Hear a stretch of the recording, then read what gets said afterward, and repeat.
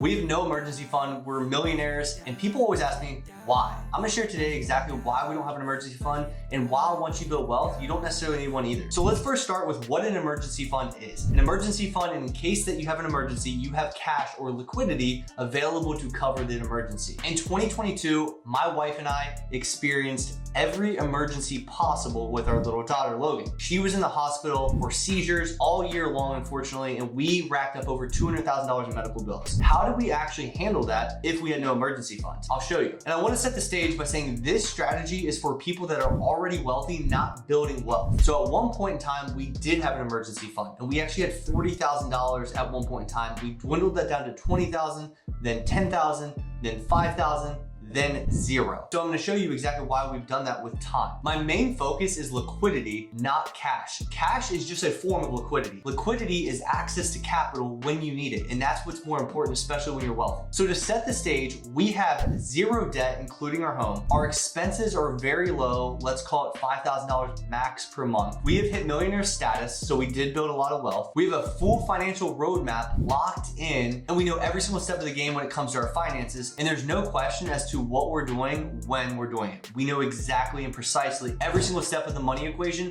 that most people have zero clue about. They might understand a budget, they might understand a little bit about investments, but they don't have a full financial roadmap, and that's extremely disastrous and putting people at a major risk. And if you don't have that, you need to check the link below and get set up with my team as soon as possible. And then lastly, we have disability insurance as well as life insurance. And this is something that a lot of people don't have enough of, even if they do have it. And no, if you have a policy through work, that does not count. So now that we set the stage, I'm gonna show you exactly why we do what we do and the levels of liquidity that we have access to that the average person might not have. And again, this is super simple, but also do not try this at home, kids. If you are not wealthy, let's call it a millionaire plus, do not waste your time trying to do this right this second. Maybe down the road, but not right now. So we have 4 lines of liquidity that we have access to. Number 1 is our income versus our expense gap is massive. So like I've said, we have about $5,000 in monthly expense, but we have a large gap in between income and expenses, and we intentionally set it up that way so that extra income goes straight to investments. If we had an emergency pretty much at any expense level, we could easily pause the investment because of that large gap that we've created ourselves, and we could take that capital and deploy it to the emergency itself. And this happened a ton in 2022, like $2,500 medication costs, or even a $1,000 ambulance ride, or maybe a $500 emergency room visit. We have these left and right, and we use that gap or separation to fund every single thing. So again, when you have no debt and you have no fixed payments, it's much easier to create that separation and put yourself in a prime position. And we've never gone past this level of liquidity, number 1, in the past when we're actually focusing on an actual emergency. Number 2 is I own a business, and I strategically use CDs throughout the year for taxes owed at the end of the year to actually put in and earn interest off of. I am able to take that capital out at any point in time. There is no penalty, I just lose the interest on that CD. And when you run a business, there should be a lot of capital, and there's plenty of capital that we could dip into temporarily for a $1,000 or $2,000 emergency fund. That is not a big percentage or a worry when it comes to our business taxes. Yes, at the end of the year, we do owe it, but as a business continues and we continue to strategically do this, we're always gonna have money piled up in a quarterly fund ready to pay taxes when taxes are due. So there is no problem going forward, even when we owe tax at year end, because already January income has come in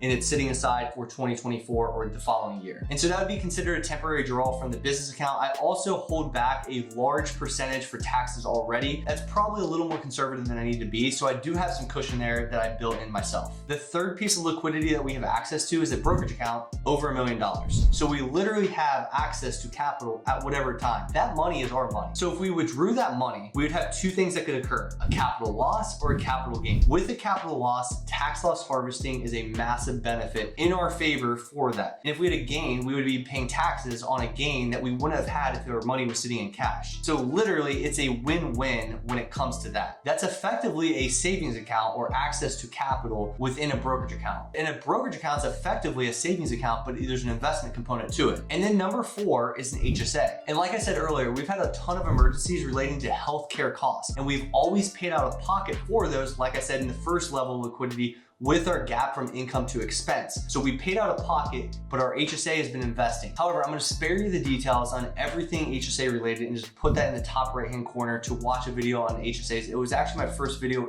ever on YouTube. I love that account. It's one of my favorite accounts out there. However, we are able to pull money from that HSA at whatever point in time up to the receipts that we have paid out of pocket. And as of today, we have over $30,000 of liquid capital that we can withdraw tax-free, penalty-free from the HSA. Obviously, that's not the intention, and I would never want to put our family at risk. And lastly, we do actually have a checking account that does have around $3,000 to carry bills, but sometimes we can dip into that even if something pops up, because we usually don't need that money sitting there once our bills are paid from the income that comes in that month for those intended expenses. So there is kind of a $3,000 gap that's sitting there. I guess you could call it a pseudo emergency fund that's already there liquid for us. So again, we've never been past the income versus expense standpoint. I also own my own business, so that puts us at a major advantage to somebody else that's maybe W-2. And if I were to lose an income, I can always go back and get a job as a CPA, so that's not a big deal at all. And that's not really a big risk. I'm a very conservative person by nature. I'm very conservative with my finances. I do things the right way. However, when you start to build wealth, you can actually start to think outside of the box. Use your brain when it comes to an emergency fund and ask yourself, what's the point? Same thing goes for things like life insurance or different types of insurances out there. What's the actual point? Why am I actually getting this for me? And what's my situation entail that might not be the same as somebody else's? So those are the reasons I don't have an emergency fund liquid at any point in time, and I don't see a need to do that. So I hope this gives you a different perspective. Again, be smart with it. Do not be reckless. This is not intended to be reckless or get a gain on every single last dollar. It's really just using common sense at the end of the day. So I hope this helps, and I will see you next Monday.